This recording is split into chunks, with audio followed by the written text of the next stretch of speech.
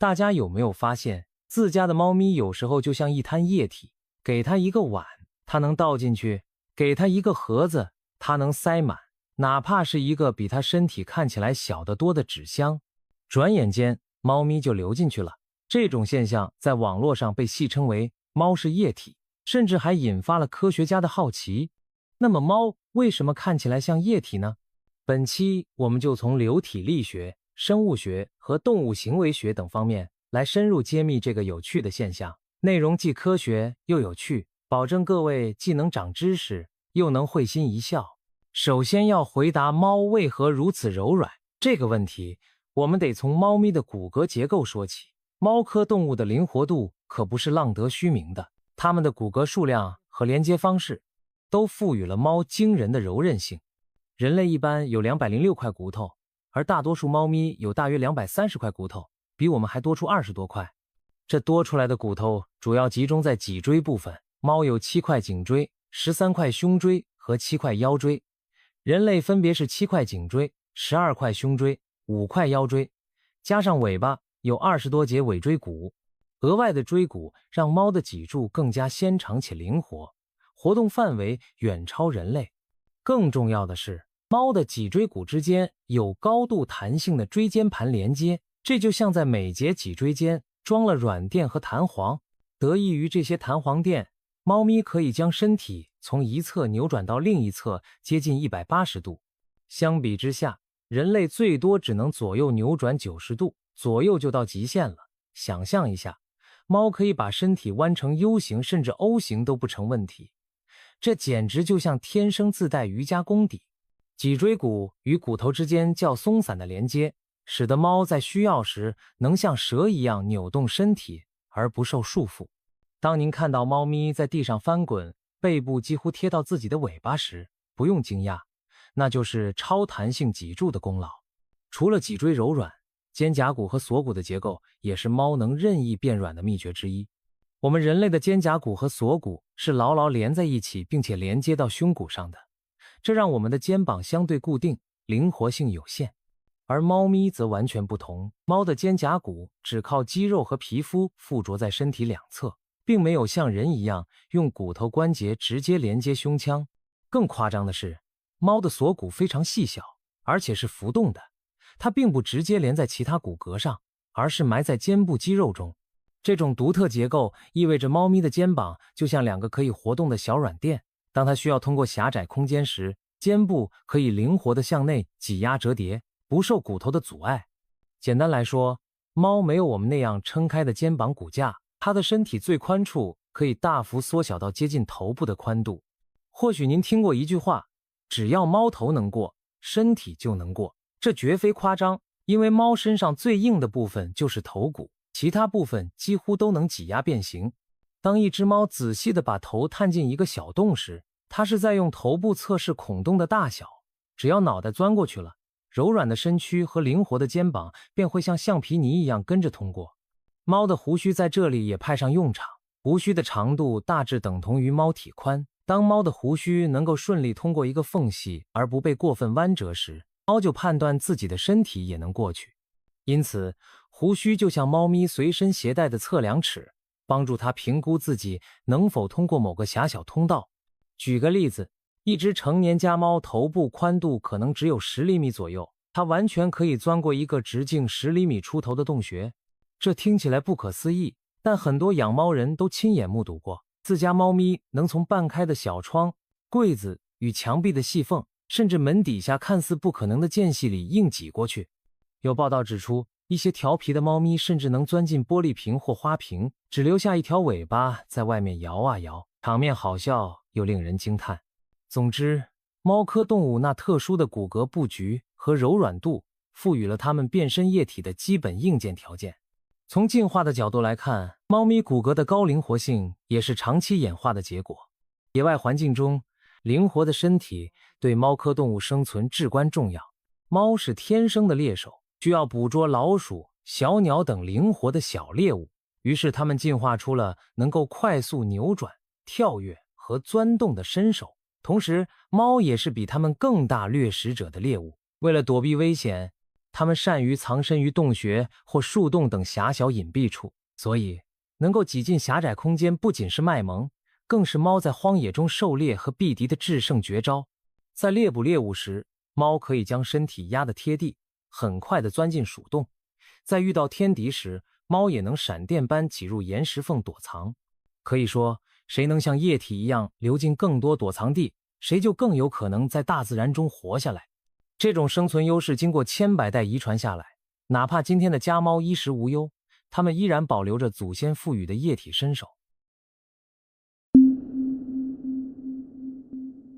既然我们说猫像液体，那么就需要了解什么是流体。在物理学中，流体是指在受到外力时会发生连续形变的一类物质，简单说就是会流动的东西，包括液体和气体。例如水就是典型的流体，它没有固定形状，会根据容器的形状来改变自己。当你把水倒进杯子，它就填满杯子的形状；倒进碗里，它又呈现碗的形状。相反，固体则有相对固定的形状，不会像水那样自由改变形态。拿一块石头放进杯子，它不会自动变成杯子的形状，而是自己的形态。这就是固体和流体的主要区别。流体没有固定形状且易变形，固体则形状稳定。流体力学是研究流体行为的科学，它探究液体和气体流动时的规律，例如水流过管道时如何运动，空气绕过机翼时产生什么样的压力，这些都属于流体力学研究的范畴。那么问题来了，猫咪显然是有骨有肉的生物，不是水也不是空气，那它怎么会和流体扯上关系呢？这里就要提到一个有趣的想法，猫是否符合流体的定义？这个听上去脑洞大开的疑问，最初来源于网络上的玩笑。有网友总结了猫是液体的诸多证据，比如大量照片显示，猫咪可以填充各种各样的容器，无论是小纸箱、玻璃瓶还是洗手池，都能见到猫咪舒舒服服的蜷成一团，完全贴合容器的内部形状。按照流体的定义，这不就是典型的流体行为吗？于是有人戏称，根据形状适应容器的特性，猫咪等于液体。从科学角度看，当然猫和水并不一样，猫有肌肉和骨骼，不是真的随重力散开流淌的液态分子，但是猫咪确实展现出很多类似流体的性质。例如形状可变，猫咪能够改变自己的身体姿态来适应容器或空间的形状。当它躺进一个碗里时，四肢蜷曲，身体舒展开填满整个碗，好像变成了碗形。当它钻进一个长方形盒子时，又能把身体拉长，拐弯，拱成盒子的长方形状。这样的塑形能力正是液体的一大特征。流动性，虽然猫不会像水那样直接淌出来，但当它想从高处下来或穿过窄缝时，动作和流体颇为相似。比如有的猫咪趴在高高的书架上，头朝下往下一跳，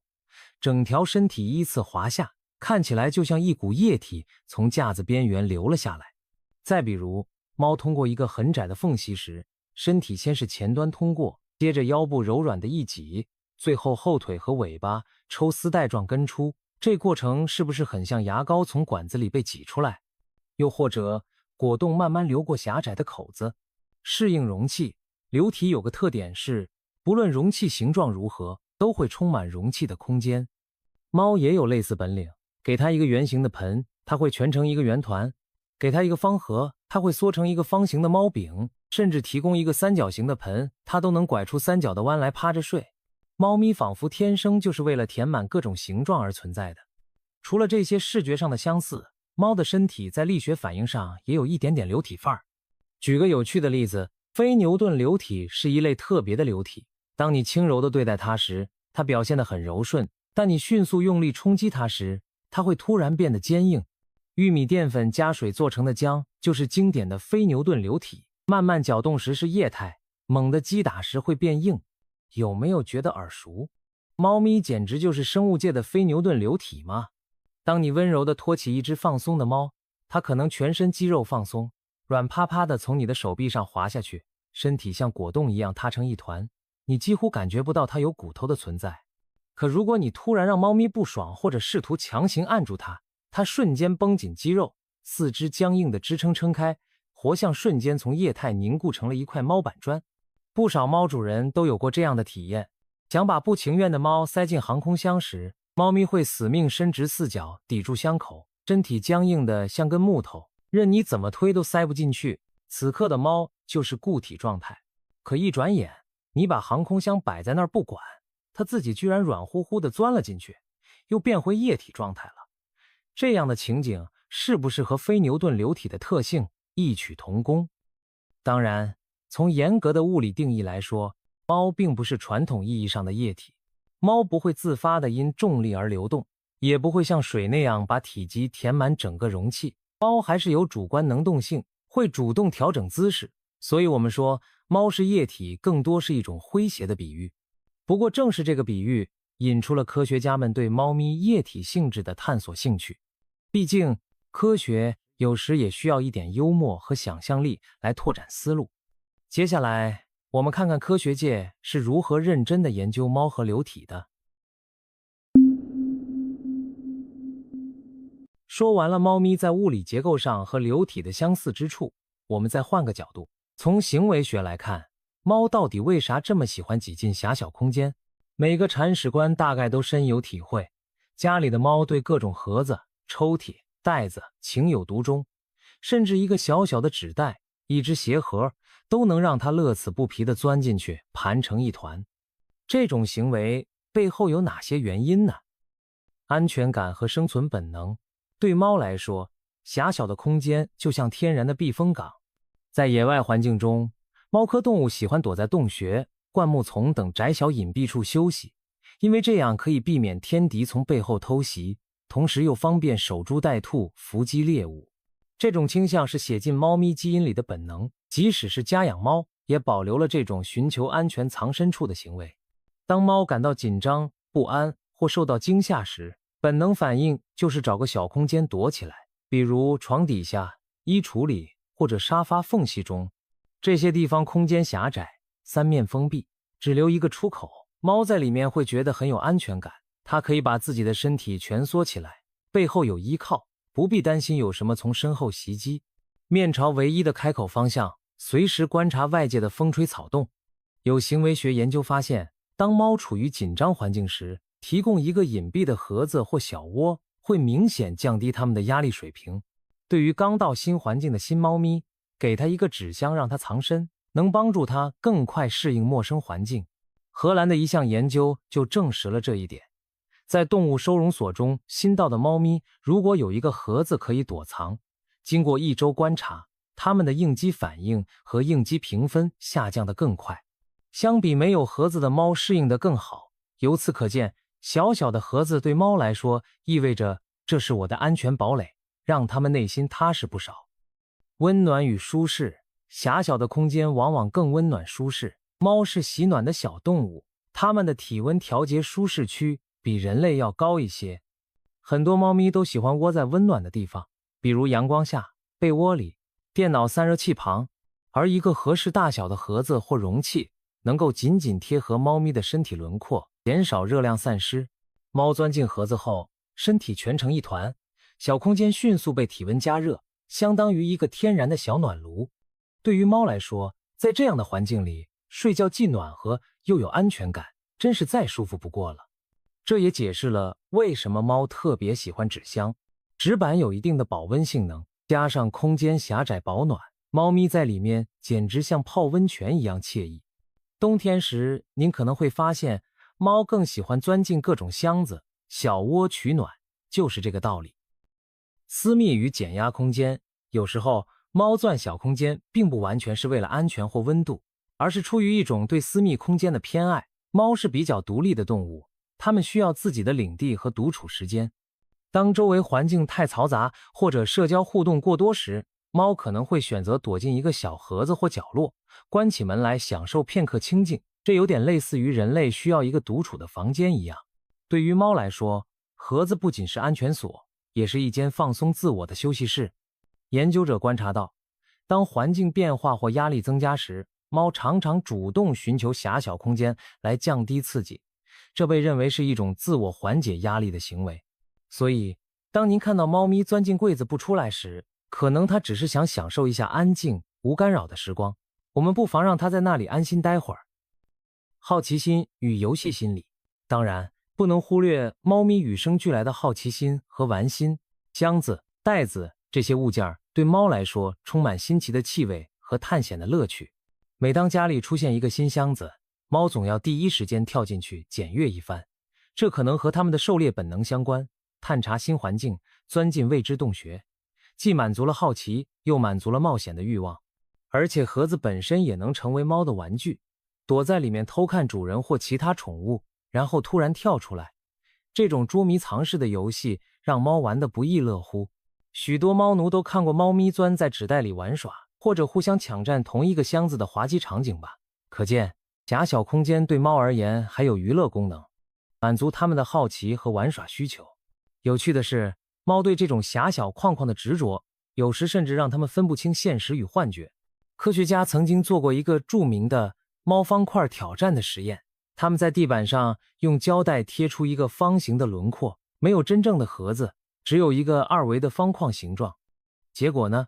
许多猫看到这虚拟的方框，仍然情不自禁地走进去，四肢收拢，正襟危坐在那个方框区域内，仿佛自己真的坐进了一个盒子。这个实验发表在动物行为学的期刊上，表明猫对受限空间的偏好强烈到，即使仅仅是一个视觉上的封闭轮廓，也足以吸引它们。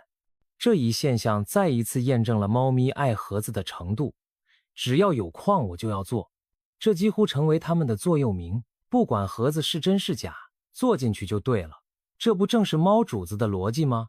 综上，从行为学角度看，猫爱钻小空间是多种因素共同作用的结果，有进化遗传下来的安全偏好，有生理上的保暖需求，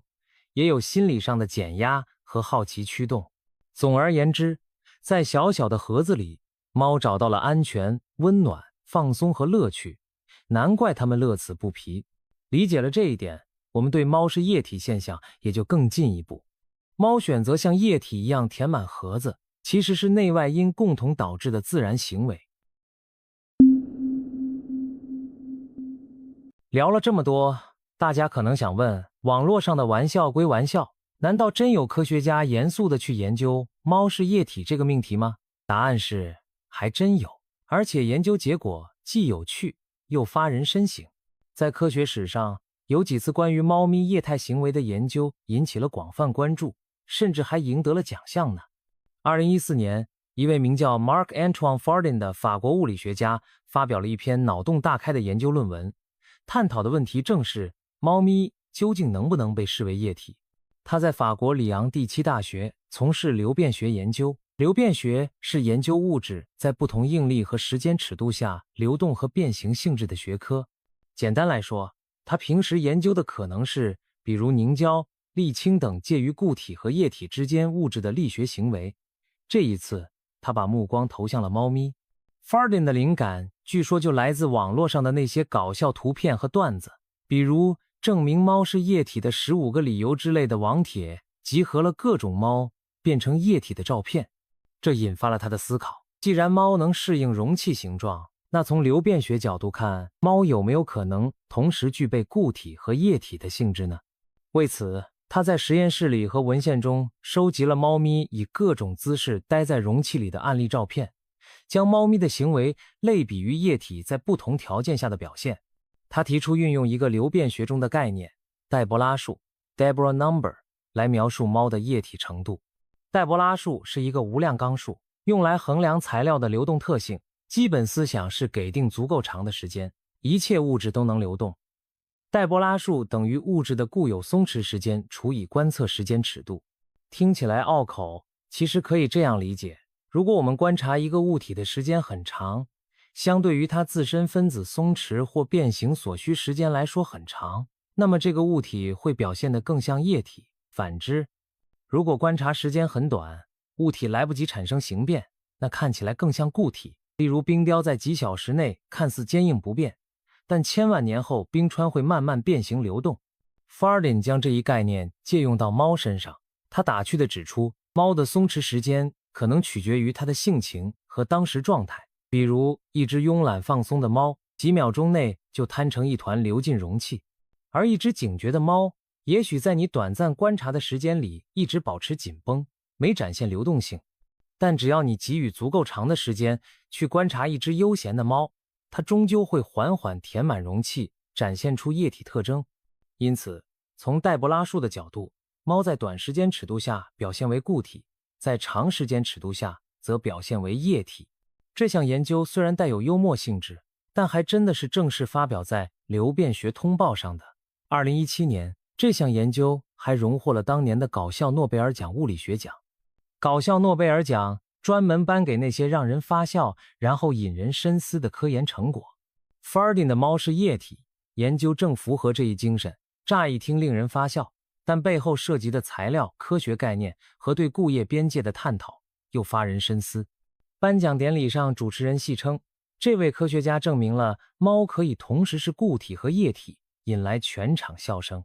当然，Fardin 并不是在严肃地说猫真的变成液态，而是借此轻松的话题向公众科普什么是流变学，以及固体和液体的区别并非绝对泾渭分明。正如薛定谔的猫既死又活是个量子悖论一样， Fardin 用幽默的方式提出了猫既是固体又是液体这样一个流变学悖论，让更多人对科学产生兴趣。这次有趣的研究告诉我们，即便是日常的搞笑话题也可以成为科学探索的起点，关键在于有没有一颗善于提问的好奇心。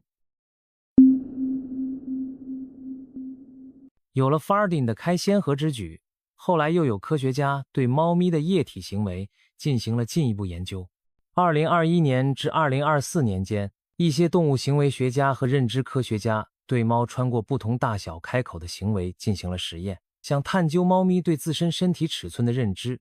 以及它们通过狭窄空间时的策略。其中一项发表在2024年 iScience 期刊上的研究就戏称猫咪是液体。这项实验设置了2种类型的孔洞，一种是宽度逐渐变窄的垂直狭缝，另一种是高度逐渐变低的横向狭孔。研究人员训练家猫走过不同尺寸的孔洞，观察它们的通过情况和行为反应。结果发现，对于那些宽度比猫肩膀还窄一些，但高度足够的窄缝，猫咪依然能够顺利通过。它们会将胡须贴两侧测量宽度，自信地挤压肩膀，侧身穿过去。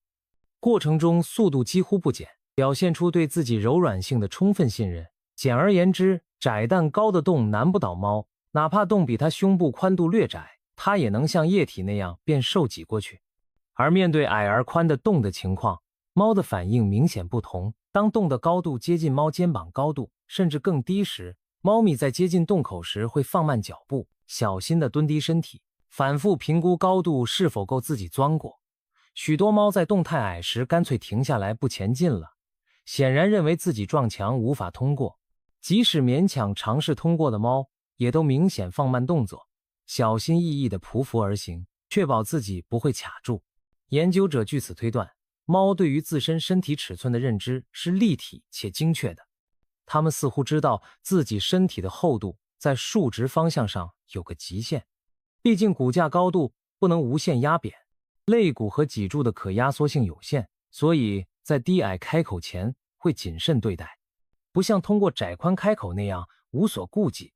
这说明猫并非盲目地视自己为液体，而是有条件的液化。在横向宽度方面，它们自信可以柔软变形，但在竖向高度方面，它们明白自身的极限，需要降低姿态慢慢通过。研究团队形容猫咪是几乎是液体，意指在某些维度上它们展现出液体般的适应性，但在另一些维度上仍然受到固体骨骼的限制。这项研究不仅再次印证了猫咪惊人的柔韧性，也揭示了猫具备相当的自我身体模型，也就是对自己身材大小的了解和估计能力。这在动物认知中是很有意思的发现。猫知道哪里能过，哪里过不去，说明它脑海中有个身体尺码的概念。过去有实验显示，狗在穿过小门时，如果身上绑了板子，会意识到自己变宽而调整通过策略。如今，猫的实验也展现了类似的身体意识。换句话说，猫并不是盲目的乱钻，它会评估我现在这副姿态能不能像液体一样过去，要不要再压扁一点。这种对自身形状的感知能力，加上身体的真实柔韧性，使猫在通过各种奇怪孔洞时游刃有余。科学家通过严谨的实验，把猫是液体这一网络笑谈拓展成对动物身体感知和柔韧性的研究课题，得出了颇有意义的结论。虽然这些研究带有幽默的标题和话题，但背后确实拓宽了我们对猫这种动物的认识。从 Fardin 的流变学系论到行为学家实地的狭缝实验，我们看到科学不仅证明了猫的身体有多柔软，也在思考一个哲学意味的问题：什么算是液体？猫这样的生物能部分满足液体的定义，那么固体和液体的界限在哪里？这让人联想到，固体和液体并不是绝对的两类，中间或许有像猫一样亦固亦液的特殊情况。当然，猫毕竟是有生命的动物，不是真正意义上的物质态改变，但这种跨界研究给了大众一个新的视角去审视日常现象，也让科学传播变得更加生动有趣。猫是液体能成为热门话题，很大程度上要归功于互联网时代无处不在的猫咪迷因。网络上猫咪的搞笑照片和视频层出不穷，而那些看起来如同液体般的猫更是频频登上热帖，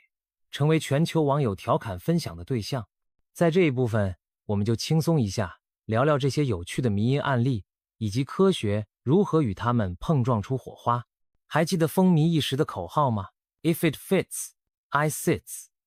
这句源自英文网络的流行语，直译过来就是只要我塞得进去，我就要坐在里面。它生动地描述了每只猫内心的执念，见缝插针，见香就钻。这个短句配上各种猫强行挤进小容器的图片，在社交媒体上疯狂传播，几乎成为猫界的至理名言。无论是尺寸堪忧的纸箱、透明的玻璃花瓶，还是主人的鞋子、帽子，只要猫觉得好像能装下我，它就会不由自主地把自己挤进去，然后露出一副心满意足的表情。网友们也乐于捕捉自家主子的这一癖好，纷纷晒图分享。久而久之， If it fits, I sits 演变成了猫咪迷因文化的代表之一。一些经典案例至今让人捧腹。日本有只红遍全球的网红猫叫 Maru， 它最大的爱好就是钻盒子，不管盒子多小多奇葩，它都要挑战一番。Maru 圆滚滚的身材，硬是能把自己塞进狭窄的小纸箱，常常挤到盒子变形甚至破裂也在所不惜，但他那坚持不懈的钻研精神让观众笑到肚子疼。还有不少猫咪喜欢钻玻璃容器的案例，例如有人拍到自家猫咪先把头伸进一个透明的玻璃花瓶，接着身体像流沙一样滑了进去，最后整个猫蜷曲在瓶底，只留下一张无辜的小脸贴在瓶壁上向外张望，活脱脱一只瓶装猫。更别提那些摊在水槽里、挂在鱼缸上、塞进陶罐中的猫了。每一张照片都在证明，没有装不下的猫，只有不够努力的容器。这些搞笑的图片和视频在网络上爆红，不仅逗乐了大众，也引来了科普达人和科学家的兴趣。他们开始用学术术语去调侃这些现象。例如，有人把猫称作液体固体双态动物，意指猫能够在不同情境下呈现出固态或流态，有的甚至一本正经地给出猫的粘度系数之类的幽默计算，让网友们在哈哈大笑的同时，不禁也对科学概念产生了兴趣。正如前面提到的 Fardin 博士，他正是因为看了网友总结的那些液体猫证据，才萌生了科研灵感。而在他获奖后，网友们更是戏称，现在连诺贝尔奖都认可猫是液体了。当然，这是玩笑，但无形中科学就这样透过迷因传播开来。另一个走红的梗是，有人提出猫是一种常温常压下存在的液态非牛顿流体。这听上去像绕口令，但其实就是我们前面说的猫和非牛顿流体的对比，被网友用一句话总结成了新的迷因。于是液体猫的话题又多了一个高大上的佐证，好像猫咪真的是哪门化学物质似的。类似的，动画和漫画中也喜欢拿猫的液体属性开玩笑，比如著名的动画《猫和老鼠》中，汤姆猫经常被挤压拉伸得像软橡皮一样。那夸张的表现其实正是基于猫身体的柔软特性进行艺术放大。现实中的猫虽然没那么夸张，但它能钻进瓶子的画面已经足够荒诞可爱，难怪创作者们乐于借题发挥。在社交媒体时代，迷因和科学传播产生了一种奇妙的互动。一方面，诙谐的猫咪迷因降低了科学话题的门槛，让原本高深的流体力学概念变得家喻户晓。人们看到猫是液体的笑话，会心一笑之余，可能会问：哎，真的呀？那流体定义是什么呢？于是他们去搜一搜，反而学到了一点流体力学的知识。另一方面，科学家也顺势而为，用迷因做科普素材，使自己的研究更贴近大众。像猫是液体这样的话题，本来可能无人关注流变学，但因为挂上了猫咪这个可爱的载体，大众兴趣大增，科学传播的效果也就大大提高了。总的来说，猫咪那滑稽又令人惊叹的液体行为，既满足了大众娱乐的需求，也意外地为科学提供了创意灵感和科普契机。当我们开怀大笑于猫咪把自己塞进果缤纷罐头盒时，其实也是在感叹大自然的鬼斧神工，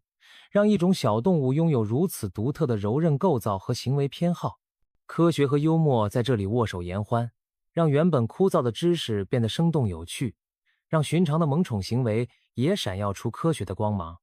说了这么多，我们不禁要重新审视那个初始的问题：猫为什么像液体？